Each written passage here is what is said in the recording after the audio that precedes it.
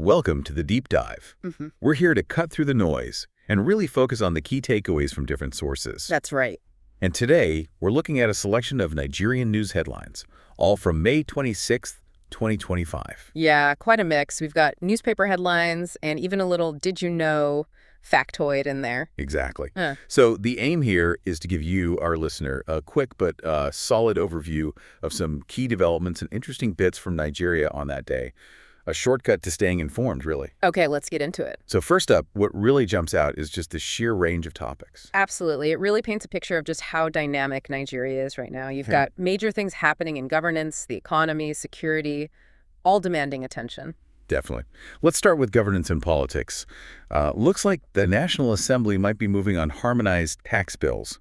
Now, for anyone not, deep in Nigerian economics, what's the potential impact here? Well, essentially, harmonization aims to create a more unified, more efficient tax system across federal and state levels. Think of it like trying to merge different rule books into one clearer guide. If they get it right, it could simplify things for businesses, maybe boost government revenue by, closing loopholes. Makes sense. But the tricky part is always that balance of power, federal versus state taxes. So the details will be really important. Okay. And on the legal side, the appeal court dismissed the central bank's objection over funds for a detained German national. And there's also AGA, that's an anti-corruption group, suing the government and some oil companies about a license transfer. What do these signal? Well, both really point towards this ongoing push for accountability, rule of law. Yeah. The CBN case touches on international obligations, individual rights. The AGA one, that puts a spotlight on transparency, due process, especially in the oil sector, which is, huge for Nigeria. Like a cornerstone. Yeah. Moving to the more political arena, the ADC chairman says coalition talks should wrap up in about 2 weeks. So new alliances possibly forming. Seems like it. Yeah. And at the same time, you have Masobi saying Igbo support won't go to the current president in 2027. Interesting. And IPOB is clarifying their May 30th event is Biafra Heroes Day, specifically, not a general Igbo day. Plus, Pat Utomi is out there defending the idea of a shadow cabinet, calling for democratic renewal. It's a lot going on. It really is. Lots of moving parts. Yeah, these announcements just show how early the political game starts for future elections. Coalition talks mean parties are already thinking strategy, electoral strength. And the statements from Masobi and IPOB, they just highlight those crucial regional and cultural factors in Nigerian politics. You can't ignore them. Utomi's comments just add to that whole debate about governance effectiveness and reform. And the political chatter doesn't stop there. Chris English is ruling out any alliance for the Osun 2026 governor race. Okay. While reports suggest big names like Atiku, Peter Obi, Rotimi Amaechi are already trying to court the Northern Power Bloc for the 2027 presidential election. Wow, already. Yeah. And adding to that, the Aburi faction in the Labour Party seems open to Obi running on their ticket again. It feels like 2027 is already here, conversationally at least. It really does. I mean, this early positioning just underlines how vital regional dynamics and internal party politics are in Nigeria. Starting this early shows you it's a real long game. We're also seeing Cardi issues flare up. The PDP crisis seems to be getting worse. Reports say Nyesom Wikes pulled out of some agreements, pointing fingers internally. More internal strife there. Yeah. And then, quite differently, Arthur Ease calls President Tinubu a gift to Nigeria. Quite an endorsement. While Governor Leah Benue is shooting down rumors he might leave the ruling APC. Right, denying defections, standard political moves. Also, Enugu's Reps Caucus gave Governor Mba a positive midterm review. But in Oyo, the state assembly is still getting protest letters about their chieftaincy law. So real mix across the states. It's a snapshot of those internal party workings and regional variations, isn't it? The PDP struggles could shake up the opposition, endorsements, denials. It shows how fluid loyalties can be. Yeah. And the Oyo protests, that likely tacks into those long-running debates about government influence on traditional rulers. Always a sensitive topic. Okay, let's switch gears to the economy and business. Marketers are claiming the Port Harcourt refinery wasn't actually producing fuel before this recent shutdown. Given all the efforts to get refineries working, what's the significance of that, if it's true? Well, if it is true, it raises some serious questions, doesn't it, about the effectiveness of all the investment and work put into revising domestic production. Yeah. It just highlights those persistent problems in the oil and gas sector, and it directly affects reliance on fuel imports, the cost involved, everything. On a more positive note, the SEC, the Securities and Exchange Commission, says listed companies declared N$1.1 trillion in dividends. Yeah. What does that tell us? Well, that's a pretty hefty number. It suggests at least some parts of the corporate sector in Nigeria are quite profitable, generating good returns for shareholders. So, a sign of health in some areas. Potentially, yeah. It likely indicates strong performance in certain industries, but, it's important to remember this doesn't automatically mean the whole economy is booming, just specific parts. Gotcha. The federal government also announced an intra-African air cargo corridor with a big 50% discount. Yeah. Sounds like a push for more trade within Africa. Definitely. That kind of initiative could really help facilitate trade across borders on the continent. That's a major goal for regional integration. No, there's always a but. Local rice farmers are worried about more imports hurting them. Exactly. It's that classic balancing act, isn't it? You want to boost trade, but you also need to consider protecting your local industries, farmers, jobs. It's delicate. Yeah. What else caught your eye in economic news?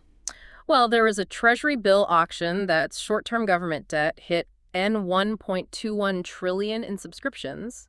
Very high demand. Suggests confidence. It can, yeah. Confidence in the government's short-term finances, at least. Also, the mining sector reportedly brought in N$38 billion in 2024, and the government's claiming $800 million in new mining investments. Mining's often talked about as potential. Right, potential for diversification. These numbers suggest maybe some growth there, though it's still relatively small compared to oil. And foreign trade payments were up, reaching $267.96 million. More international business activity. Okay. Now, energy. The government acknowledged a huge 50% skills gap in the power sector. Wow, 50%, that's a lot. Yeah.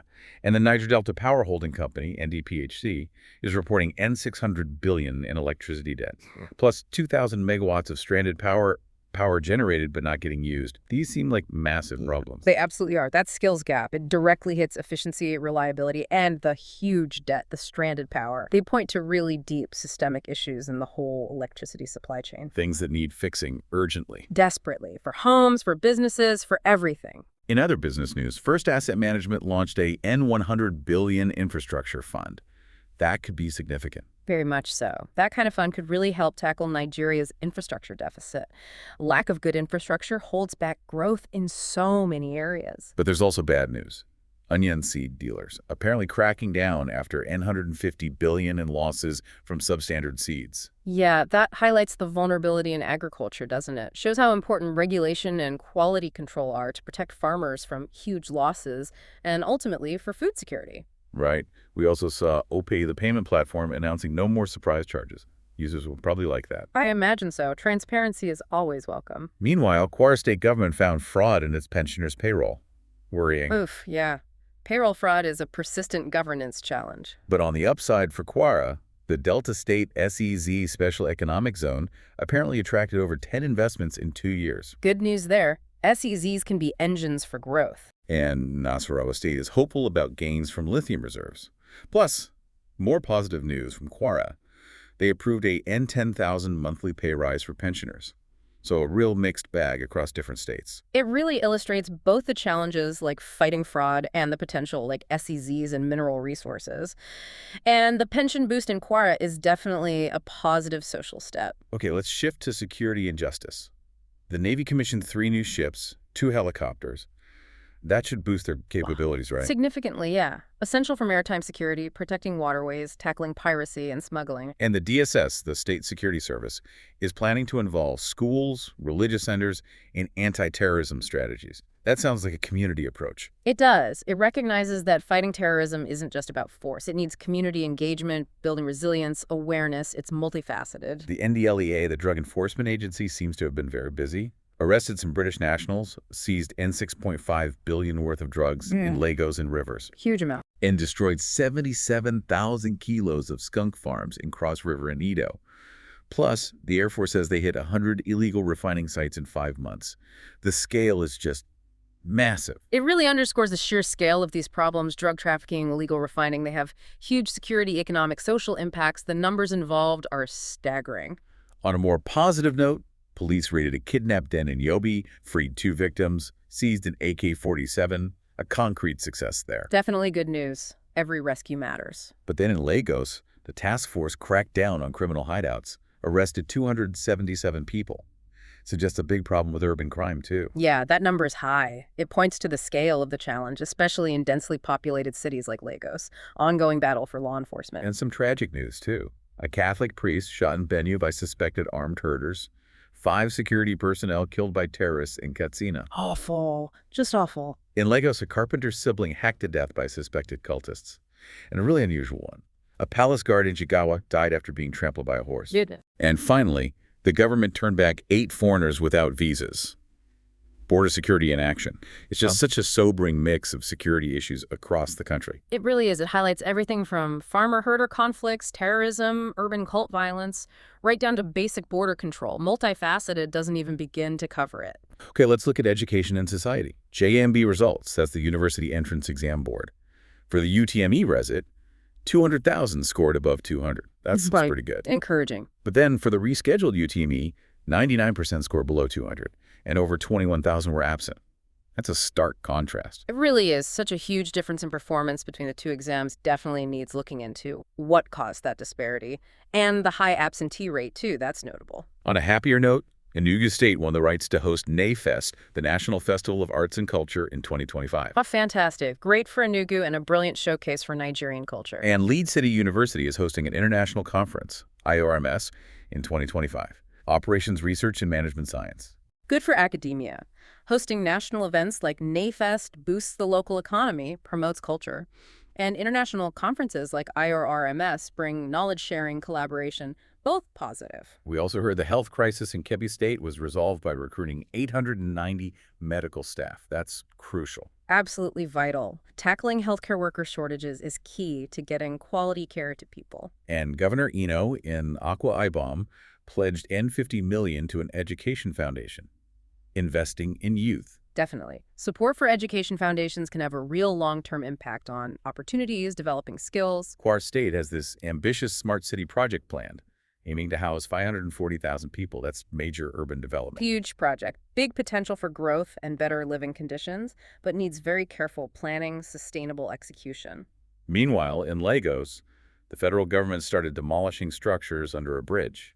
Probably safety or infrastructure related in that congested area. Likely, yeah. Clearing encroachments under bridges and things is often necessary for safety and just maintaining the infrastructure itself. The Rivers State governor vowed to compensate families of police officers killed in the line of duty. A supportive gesture. Very important. Recognizing the sacrifice of security personnel and supporting their families is crucial for morale.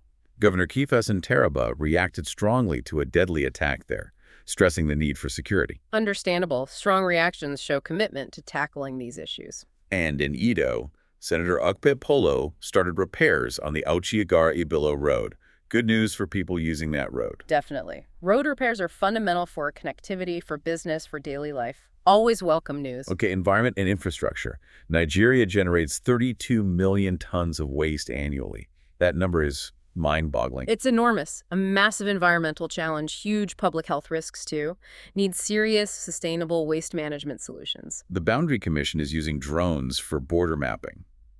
That sounds like a smart use of tech. Yeah, innovative. Can improve accuracy, efficiency in defining and managing borders. Much better than old methods. And NNPCL and First EMP are partnering to give digital tools to 180 schools, helping modernize education.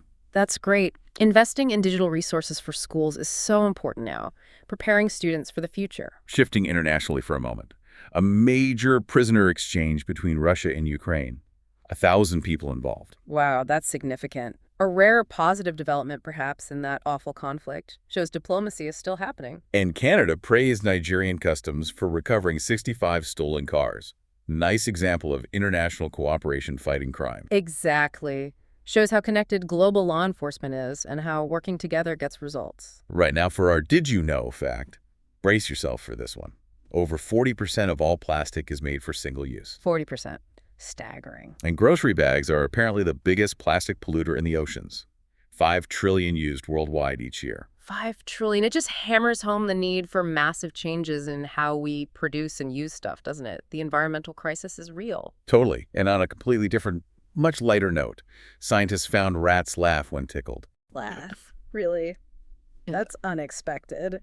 Adds a whole new dimension to how we think about animal emotions. Quite the contrast in facts. Isn't it just, okay, today in history, May 26, 1896, was the first time the Dow Jones Industrial Average was published. Ah, the Dow. Quite a legacy. Still a major benchmark for the U.S. market and a global indicator. Amazing how long it's been around and how influential it remains. Yeah, its creation was a key moment in financial market history. Gave a standard way to track leading companies, understand economic trends. And finally, our quote for today is from Aliko Dangote. Don't go to bed until you have achieved something productive. Short, sharp, and very much in character for him, wouldn't you say? Absolutely. A powerful nudge towards daily accomplishment. Yeah, emphasizes that proactive mindset, making progress every single day. Well, that was quite a whirlwind tour through just one day's Nigerian news headlines. We covered so much: ground tax bills, politics heating up, economic figures, major security ops and tragedies, social initiatives, even laughing rats. It really shows the complexity and dynamism, doesn't it? It really does. So thinking about this snapshot, what single area seems like it holds the most potential for significant change or impact in Nigeria's near future? And maybe for you, our listener, what other questions does this overview raise about the country? Definitely gives you a lot to chew on. A lot to think about, for sure. Thanks for taking this deep dive with us today.